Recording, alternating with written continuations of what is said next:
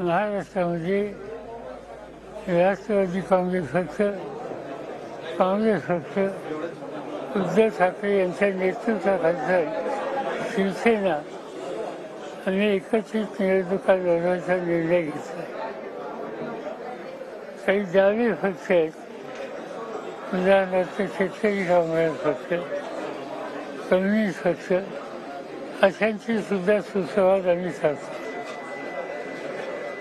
आम्हा लोकांची इच्छा ही आहे की हे एक एकत्रित पर्याय ज्याचा प्रयत्न आमचा जो आहे त्याच्यामध्ये प्रकाश आंबेडकर यांच्या नेतृत्वाखालच्या पक्षांनी सुद्धा सहभागी व्हावं आणि त्याची अंतर्गत चर्चा करण्याच्यासाठी आजच बैठक होती.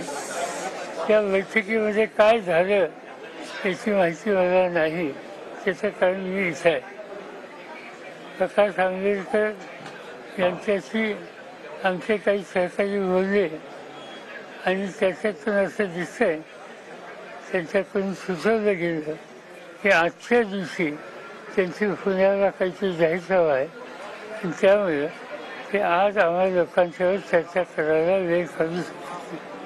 त्यांची जी अडचण आहे ती जिल्ह्य नव्हती, त्यामुळे कदाचित त्यांचे बद्दलची चर्चा उद्या होण्याची शक्यता नाकारता येत नाही. आणि म्हणून त्या रस्त्याने आम्ही जायचा निर्णय घेतलेला आहे. आमचा प्रयत्न आहे की सगळ्या विरोधकांच्या ते पक्षता करावी आणि लोकांना पर्याय हवा आहे.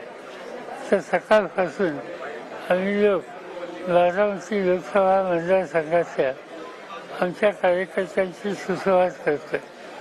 प्रत्येक मतदारसंघाचे कमीत कमी 150-200 कार्यकर्ते महत्त्वाचे, लोकप्रतिनिधी, विविध संस्थांचे पदाधिकारी हे सगळे एकत्रित आहेत आणि त्यांचे असेसमेंट ऐकल्याच्यानंतर महाराष्ट्राच्या सर्वसामान्य मतदाराला पर्याय पाहिजे अशा प्रकारचं फीडबॅक आज आम्हाला आमच्या सरकारांच्याकडून मिळतं आहे.